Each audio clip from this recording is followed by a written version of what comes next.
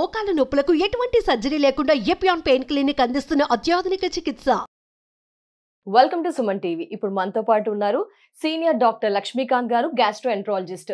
మన గట్ కి బ్రెయిన్ కి ఏమైనా సంబంధం ఉంది అంటారా అండి? మనం తీసుకునే ఆహారం వల్లే మన బ్రెయిన్ చాలా చక్కగా షార్ప్ గా పనిచేస్తుంది అంటారా? మీలో ఎంతమందికి ఎంతవరకు క్లారిటీ ఉందో ఈ డీటెయిల్స్ అన్ని కూడా తెలుసుకుందాం. సార్ నమస్తే. సార్ నమస్తే అండి. సార్ సాధారణంగా తినండి, హెల్దీ ఫుడ్ తినండి, ఫైబర్ అవన్నీ తీసుకోండి అని చెప్తారు, కానీ గట్ హెల్దీ ఫుడ్ తీసుకుంటేనే బ్రెయిన్ బాగా పనిచేస్తుందా సార్? ఈ గట్ కి బ్రెయిన్ కి ఏంటి సార్ రిలేషన్? అంటే మనం అనుకుంటాం బ్రెయిన్ వేరు, మన గ్యాస్ట్రిక్ సిస్టమ్ వేరు అనుకుంటాం. అట్లా కాదు. మన brain gut they are connected ఎట్లా అంటే ఇప్పుడు చాలా లింఫాటిక్ సిస్టమ్స్ కానీ మైక్రోబయోమా అంటాం. అంటే మన బాడీలో ఉన్న ఆర్గనిజం, హెల్తీ ఆర్గనిజమ్స్ అవన్నీ కూడా ఒక న్యూరల్ పాత్వే లాగా ఫామ్ అవుతాయి. సో ఎప్పుడైనా సరే ఈ పాత్వే సరిగ్గా ఫంక్షన్ అయినప్పుడు మన ఆహారం తీసుకోవటము, డైజెస్ట్ ఎంజైమ్స్ కరెక్ట్గా సెక్రీట్ అవ్వటం, మోషన్ సరిగ్గా వెళ్ళటం, అంటే మూమెంట్స్ అన్నీ కూడా కరెక్ట్ ఒక ప్రక్రియ జరుగుతూ ఉంటాయి. ఎప్పుడైనా కానీ న్యూరల్ పాత్వేస్ అనేది డిస్టర్బ్ అవ్వడానికి చాలా కారణాలు ఉన్నాయి. అంటే ఇప్పుడు మన సరైన ఫుడ్ తినకపోవడం కానీ, మన బాడీలో అదే ఆర్గన్ ఎక్కువ అవ్వటం కానీ, మన సాటిస్ఫాక్షన్ అయ్యే న్యూరో ట్రాన్స్మిటర్ సెక్రీట్ చేయడం తగ్గిపోతుంది. దానివల్ల ఏంటంటే చాలా న్యూరలాజికల్ ఇష్యూస్ కూడా రావడానికి అంటే ఇప్పుడు మనం చాలాసార్లు వినుంటాం what is irritable bowel syndrome అంటాం. ఇప్పుడు ఇరిటబుల్ బౌల్ సిండ్రోమ్ అనేది ఏంటంటే మన బ్రెయిన్ గట్ ట్రాక్ట్స్ డిస్టర్బ్ అయినప్పుడు అట్లా అవుతూ ఉంటాయి. ఎందుకు డిస్టర్బ్ అవుతూ ఉన్నాయి అంటే, ఇప్పుడు మన కొలోకియల్ వర్డ్లో చెప్పాము అంటే, ఒక ఎగ్జామ్కి వెళ్తూ ఉన్నాం, సడన్గా ఎగ్జామ్కి వెళ్తూ ఉండగా స్టమక్ సడన్గా పెయిన్ వచ్చేస్తూ ఉంటుంది. మనం ఎగ్జామ్ రాయటం మొదలుపెట్టిన నొప్పి తగ్గిపోతుంది. చాలాసార్లు చూస్తుంటారు. దట్ ఈస్ టిపికల్గా మనం చూస్తే అంటే ఎప్పుడు మనకి స్ట్రెస్ అయినా కాంట్రాక్షన్స్ అయినా మన బ్రెయిన్ ఆటోమేటిక్ స్టిమ్యులేట్ అయిపోతుంది. సో దానివల్ల మన కడుపు నొప్పి వచ్చి అనిపిస్తుంది, కానీ that is not because of కడుపు నొప్పి కాదు, మన బ్రెయిన్లో స్ట్రెస్ ఫీల్ అవటం. సో దానివల్ల మోషన్స్ ఎక్కువగా జరగటం, కాన్స్టిపేషన్ ఎక్కువగా ఉండటం, అంటే కాన్స్టిపేషన్, లూజ్ మోషన్స్ ఇవి జరుగుతూ ఉంటాయి. సో దీన్ని చాలా సైకలాజికల్ కండిషన్స్, అంటే ఇప్పుడు మనకు స్ట్రెస్లో ఉన్నాం కానీ సరే డైట్ తీసుకోకపోయినా కొన్ని న్యూరలాజికల్ కండిషన్ ఎగ్జాజరేట్ అవుతాయి. అండ్ యాంగ్జైటీ కానీ, లేకపోతే డిప్రెషన్ కానీ, అదేవిధంగా కొన్ని కండిషన్ అల్జీమర్ డిసీజెస్ కూడా గట్ బయోమా, మైక్రోబయోమా సరిగ్గా లేకపోతే ఇవన్నీ కూడా అగ్రవేట్ అవుతాయి అని కూడా చాలా స్టడీస్ వస్తున్నాయి, లైక్ పార్కిన్సోనిజం అలాంటివి. అంటే ఒక విధంగా చెప్పాలంటే ఈ గట్ ని మనం ప్రొటెక్ట్ చేసుకోవాలి. నెక్స్ట్ థింగ్ ఎట్లా ప్రొటెక్ట్ చేసుకుంటాం అంటే, ఇప్పుడు ఒకటి మన డైట్ హ్యాబిట్స్ చాలా సరిగ్గా ఉండాలి. డైట్ హ్యాబిట్స్ అంటే సరైన ఫైబర్, నేచర్తో మనం కాంటాక్ట్ ఉండాలి, అంటే న్యాచురల్ ఉండాలి, అంటే ఫైబర్, వాటర్ కాంటెంట్ సరిగ్గా తీసుకోవడం అని చాలా చాలా ఇంపార్టెంట్. ఎప్పుడైతే మనం అడల్ట్రేటెడ్ ఫుడ్ తీసుకుంటాం, అగైన్ మన మైక్రోబయోమ్ డిస్టర్బ్ అయిపోతూ ఉంటుంది. అదేవిధంగా we don't take healthy bacteria. అంటే ఇప్పుడు మన ట్రెడిషనల్ ఫుడ్లో కర్డ్స్ అంటాం, రకరకాలైన ప్రతి ఆహారంలో మనం మార్చేయకుండా, అంటే మనం ఫ్రై ఐటమ్ లేకుండా చేసి ప్రతి దాంట్లో కూడా కొన్ని ఆర్గానిజమ్స్ ఉండిపోతాయి. అవన్నీ మన గట్ని ఒక విధంగా ప్రొటెక్ట్ చేసుకుంటూ వెళ్ళిపోతూ ఉంటాయి. గట్ కూడా కొన్ని న్యూరో ట్రాన్స్మిటర్ సెక్రెట్ చేస్తూ ఉంటాయి. ఇదంతా కూడా ఒక న్యూరల్ పాత్వేస్. అంటే మన బ్రెయిన్, మన గట్, దాని పాత్వే. అంటే ఇప్పుడు సాధారణంగా స్టడీస్లో ఏం చెప్తున్నారు, మన వేగస్ నర్వ్ కనెక్షన్ వల్ల ఇవన్నీ కూడా, అంటే మన బాడీలో మనం తిన్నదంతా కూడా సిగ్నల్స్ ఇస్తూ ఉంటాయి అని చెప్తాం. ఇవన్నీ కూడా కరెక్ట్గా ఉన్నప్పుడు, అంటే ఫీలింగ్ గుడ్. ఇప్పుడు మనం చాలాసార్లు మంచి ఫుడ్ తినగానే చాలా హ్యాపీగా ఉంటాం. ఎందుకు హ్యాపీగా ఉంటాం? మన గట్ ఆల్సో ఇట్ స్టిమ్యులేట్స్.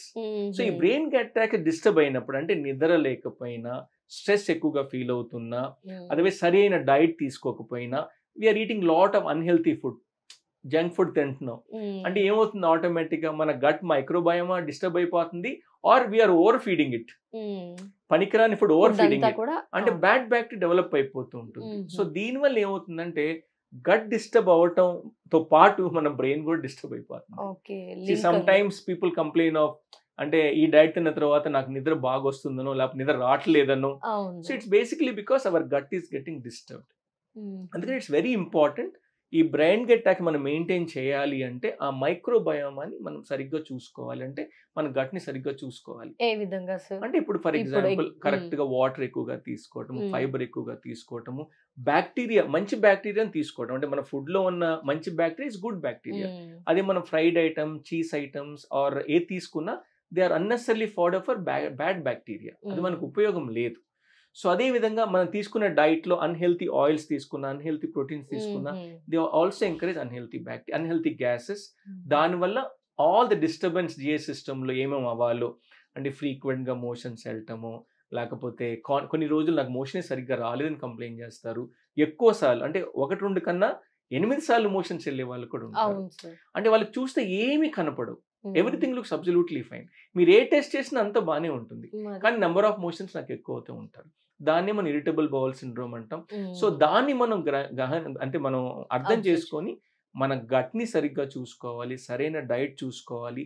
ఈ బ్రెయిన్ గట్ యాక్సిస్ ని డిస్టర్బ్ చేయకుండా మన గట్ని కాపాడుకుంటే ఆటోమేటిక్గా అదర్ హెల్త్ ఇష్యూస్ లైక్ సరిగ్గా నిద్రపోవటం, స్ట్రెస్ లేకుండా ఉండటం, ఇవన్నీ కూడా బ్యాలెన్స్ చేసుకుంటే we are going to lead a very comfortable life.